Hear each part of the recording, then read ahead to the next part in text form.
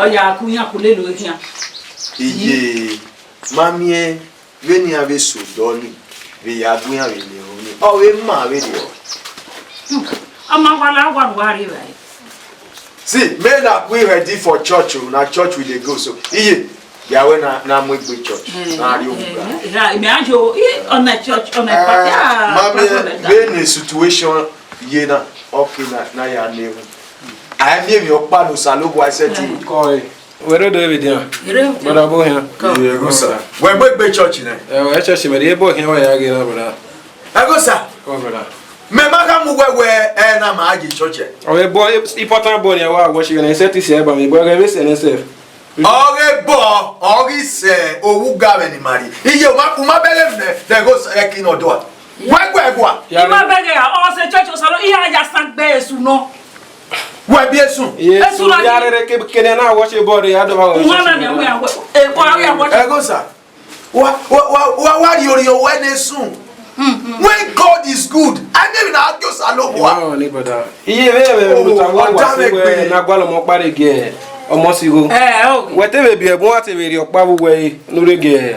Omo sigo. Yeah, me ari ugwe ge ni a me ari ugwe ge. O me pologbe na jogun awon je. Pologbe na jogun ode. Pologbe na je. Yeah, me pologbe a. Ibi na wo ma ya wo na wo. E kana ba de ni jogun ode ni yo sebo. Ije, oma, we ya mu egbo. Yo na ge kere gwalo ri me ni ya ge bo be wo da. Digo na ori eno yi. Wa Ni dia ge yo no ya iye. Wa si we. Iye. Na o ga ha wi ya yo wu ga me. Uri go ni na o free na o ya so free be church. O ge no ke ya ge bo. Imadio bo. Eh bo no ge to ya si we mi asu. E boy ya ge eji mewe ki we that we go me ya. Esiga no kwani ni ati kolos.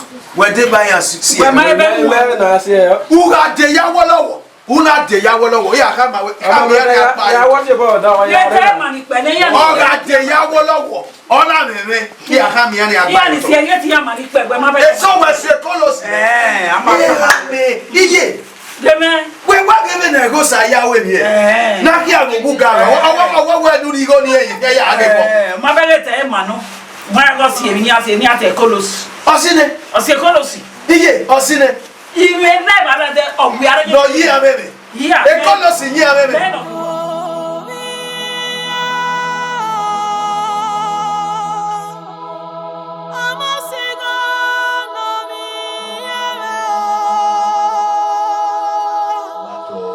Me ho no be. Wa ga this is na we pu na na re mi e we ne ba de we ni we mo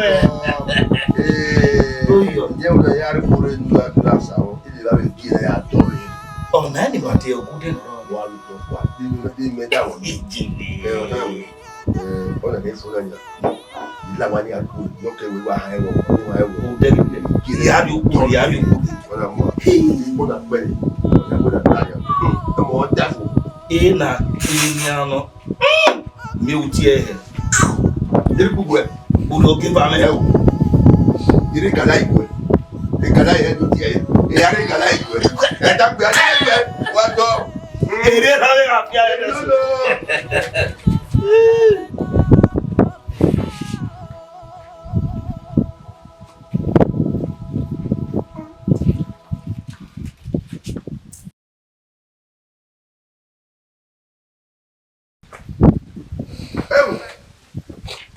Ogbe Adasoma. wa do we ni adore we ha no ke yo Ene we bubu. Okay fale. No. We ada be ada a Victoria Gawo gawo.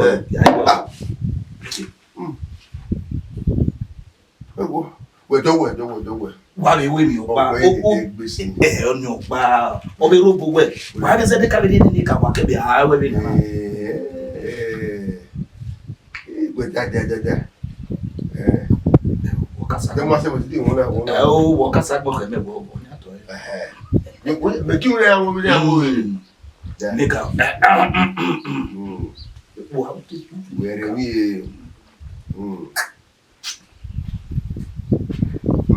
oi bore sia ya wa mo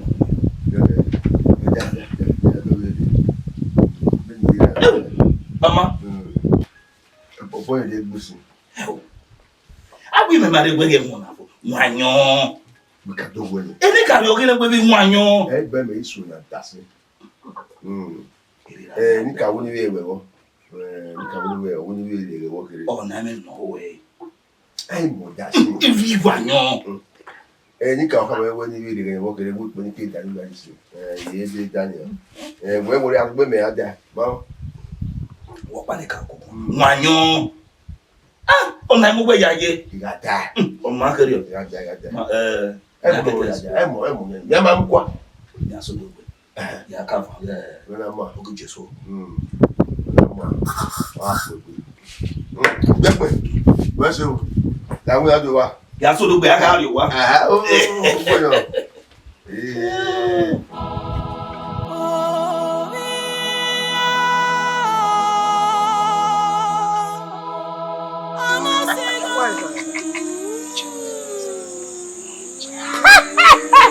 Wabado!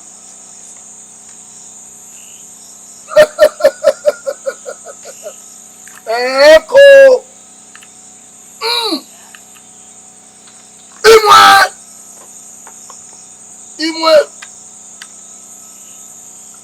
Imwe baba ti we.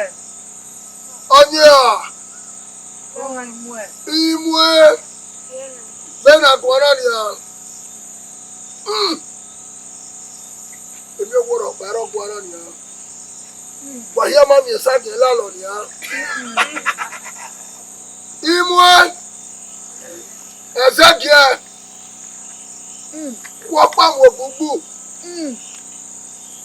Mo ajo kwana. Keni magaye woro. Ọmọ sigo. Orí ẹ̀ tí bá tí inú dé báyé. Bẹ́ẹ̀ rí ọ. Tẹ̀wé lọ́nà fi ẹtí kọ̀dọ̀ dé. Ara mi ẹ̀wẹ̀. Ìmá mi owó ya sáré. Ìjọba mi là jí owó wà ní afẹ́fẹ́fẹ́. Ìjọba mi là ìjọba mi fún mi. Ọmọ sigo. Wà á tọ́ pé ọ̀wẹ́ rẹ̀ ṣe rà ní à. Ọ̀pọ̀tọ̀ kí á bí ọ̀tọ̀ pípín orí agbómi wọn. Ìbẹ̀rẹ̀ ẹ̀ ni ìyárí ẹ̀ tí bọ̀ wẹ̀ tí. Wọ́n ṣe bàbá. Ekenu rí ẹ̀ náà ni ọ. Wọ́n ṣe bàbá. Wọ́n ṣe bàbá.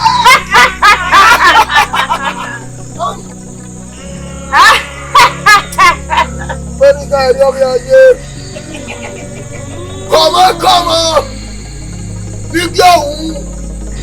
Wọ́n á rẹ̀ tí wọ́n ní pépépé. Olùdí ọmọ bá òdú mi. Lákùnrin wọn kẹ̀rẹ̀kẹ̀rẹ̀. Ṣùgbọ́n pàánù. Mami mi wo yára ìjà ìkèwé rẹ̀ náà fi ẹ̀ kò lọ dé. Ẹ kò lọ bẹ́ẹ̀ náà. Bàbá wúlò nípa ẹ̀. Wọ́n ṣe ní láyé tí bàbá tí ó. Ayé sí lẹ̀kẹ̀. Ayé sí lẹ̀kẹ̀. Ayé sí lẹ̀kẹ̀. Ayé sí lẹ̀kẹ̀. Ayé sí lẹ̀kẹ̀.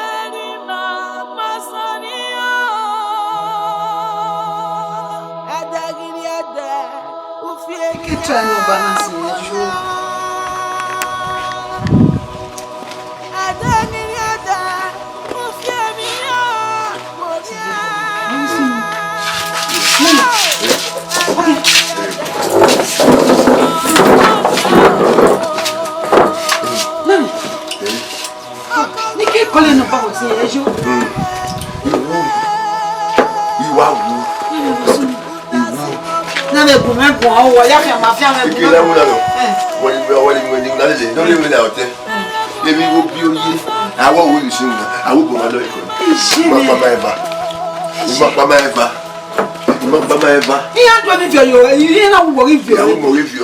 Maybe I came up for it. Maybe I came up for it.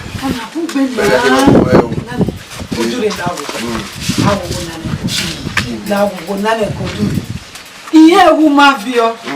Iye woman vio. What do you say? What they will be having me at the book where I come away butter. You come away with my baby, Bob.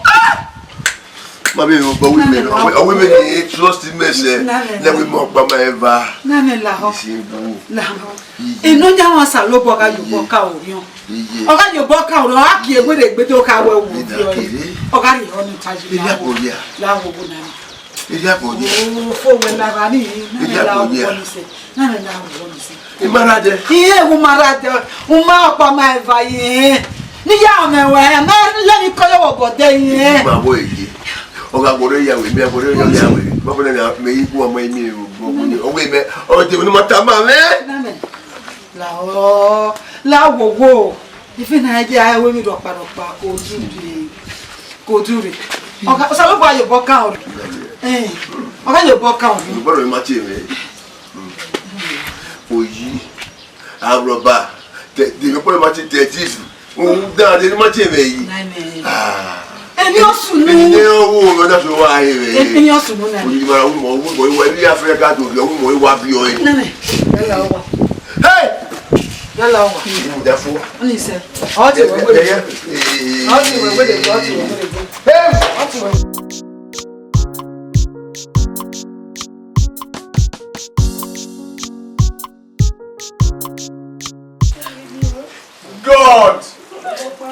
God, why?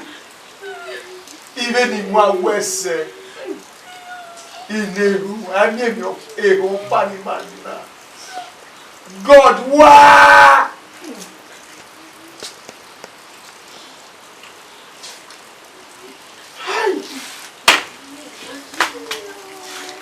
Oníṣẹ́mẹ̀, fáwọn sùn wò dí àyí. Fáwọn sùn wò dí àyí.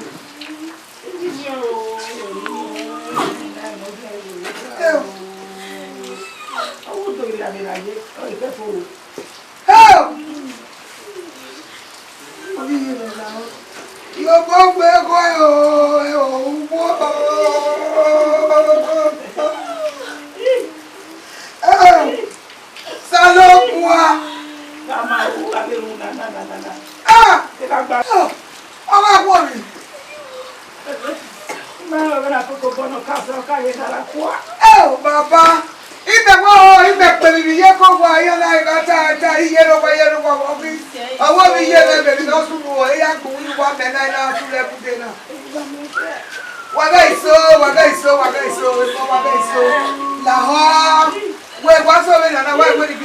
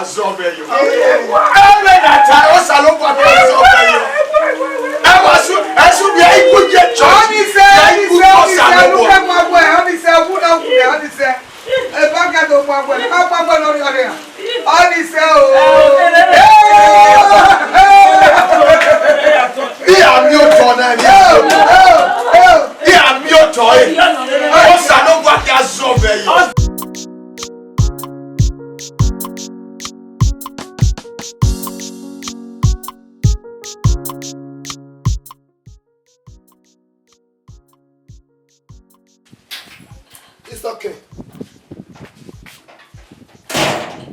Anna, it's okay. Why me knocking? Whatever in there. Now, like baby.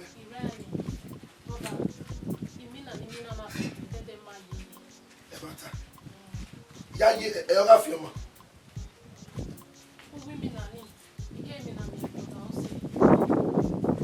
Madam say. Oka said you were you ma ugo bi. Owe oye baby. Ore family mama. So can no me now. Like don't I be. Man the boy. I must have come away.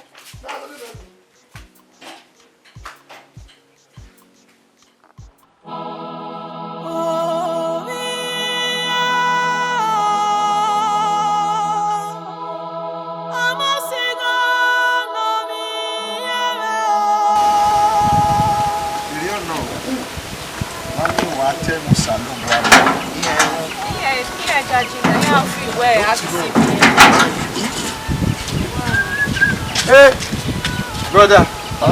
Why here? Oh, because it's a hope. The Lord is your strength. Who you? Mami, on your body, what we did now, okay, you feel me.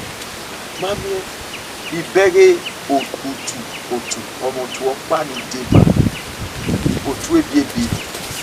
The Bible said, what shall it profit a man? Even though he gave the whole at the end of it, all loses so well. Well, we loses so well. What do you that go?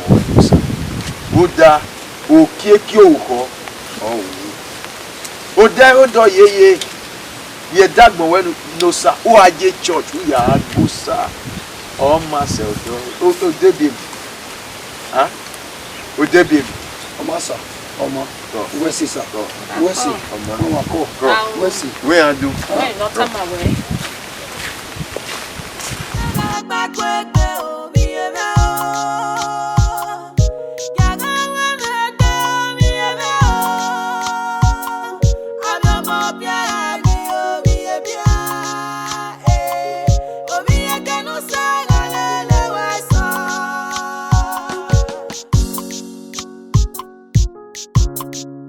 Saze Baba. Hey. What are you women? I want me to talk about. I know we do it for me now.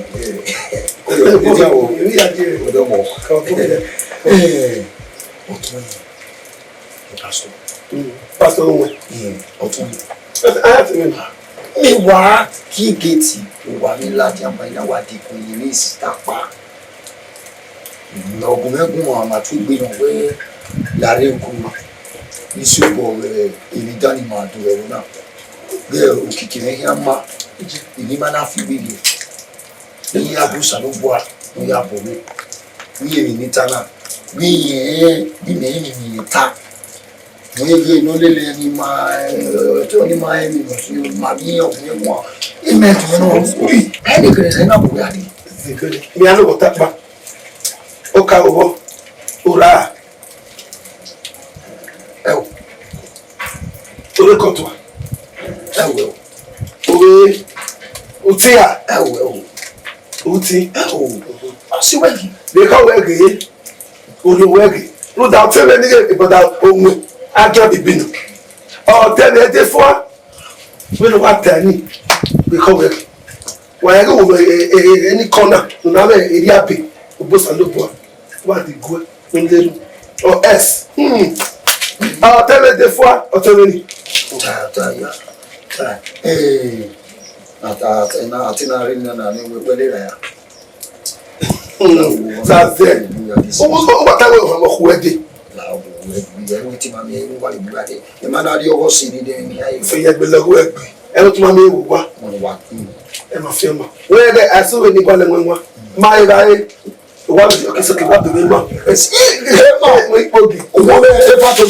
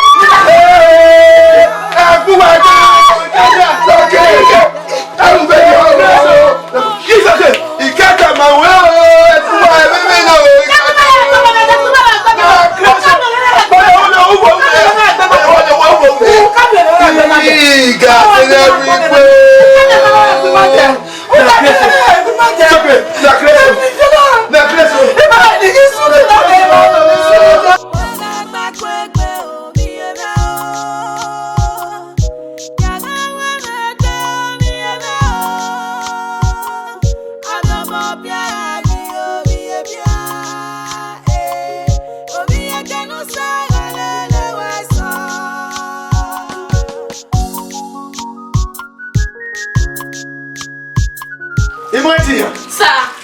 Where are you loaded? Don't one of him. Osamagbe. Uma do the Eguele. Okay now, Ubere on the day period ya yena na. Umiere ya boy. Umaiti boy be no ati ewo. Huh? Do my warning. You go to church. Go and pray. Gena o cow. Ya okeke. Iga de gbe yo waru samagbe. Ehowena, ehowena here. If here. Uwa biere ya aku. Come here. Oh, cannot you know there. When my beer no yalawa. Only way they time. Mary church in our coin. Okay, iye wegi. Who dare you do our yena? Imagine your army, why hallelujah. I will be not here.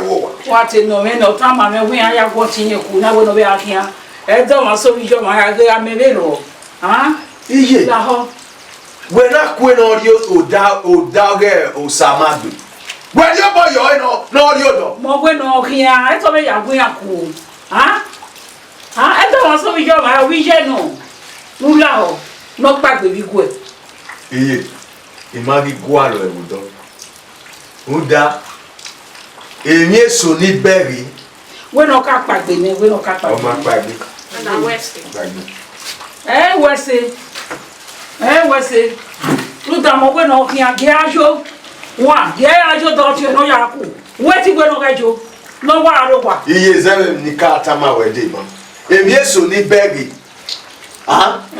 Hey. Imagwalo we na do ami okwefe wana. Okwefe si yo. Iye. Be fast for 40 days and 40 nights. Iberi mi Yesu nu salo gwara ma o. Imi e mari bai, we mi opa mi hian tam we. Fe nu gbe ri duo ni ni. Pede ijene, o ma ya ri bai. O keke ne mi opa, emi ya wa le ni mama, ma keke ne. Ne yi ya so gwara. Aba gwa ma na ko hian de be ka we, ye mu fun ya do ti. Iye, I be fighting battles. Oh, how dare you do? I be praying. So, ima o lo kwefe do la wara. O kwefe satila o, beni Jesu beni saluba ni maga. Beti benu we igwa je na nia, uri e bae, uri bieki, uwe tu demu. O ma keke de mi lo pade de asu do wara ye. Because no se de ati so wara. Aba igwe e mi no ya ga yin atoto. O we ye ke pusi, ye ke rona. Ma ni we gbe mi wara. Wara lemu. Ah? Iye. Ah. Itamu one. Imwati ya. Sabudala o. Damio. Lona. Damio. But I love. Mwe ni tama wena. Ke nakpa geje gbe isu so waba. Yaga o wabe samagbe guys joiba. Iga de gbe mi ogun je emi awe. Uda I be starving my stomach because of this house. Any gbina iba no do sunu wo wara. Ibu wa gwana o. Oh, Lona. Oh, samagbe. Ma. Tota. Ma me no tun gbe na be no bo e fun afa. Uzi egbe. Uwakia na betamame. Ekbe ude no bege. Otwena bego degbe we me vai. O mi no ra won. O ga wonu ge kiase, o wonu ge bi ba ni ge mi. O wo ge mo me ge won. O sa no bo ati e. We me tana. U me busy egbe. Wo a. Wo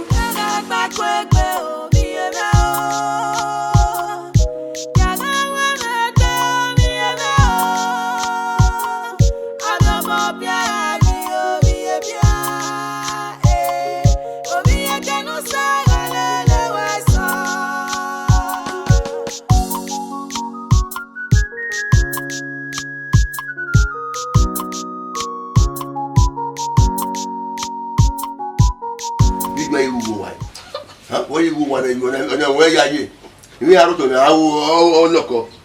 No, mo ya job na mo ri o. Wo wa gwa lo. Papa se pe o la ti apa. Wa se mana, ike na bun gwa ya un. Ya va gwa ya un be na. Swade. E ko ke pa nu a. Papa Ya ti gbere ti je. E fe la yo egbe. Ude, wa se mo ya va wo un ade.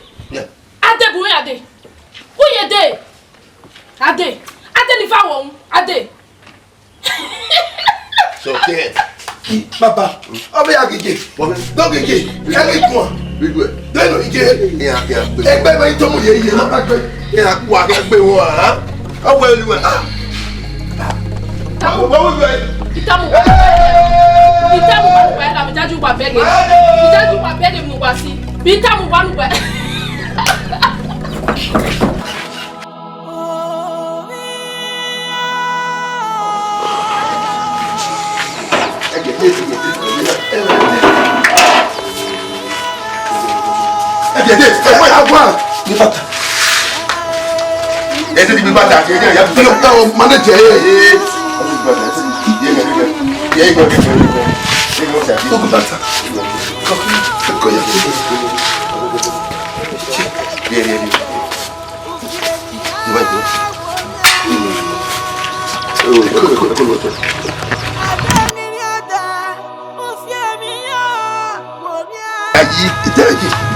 Don't let it follow. Let it follow.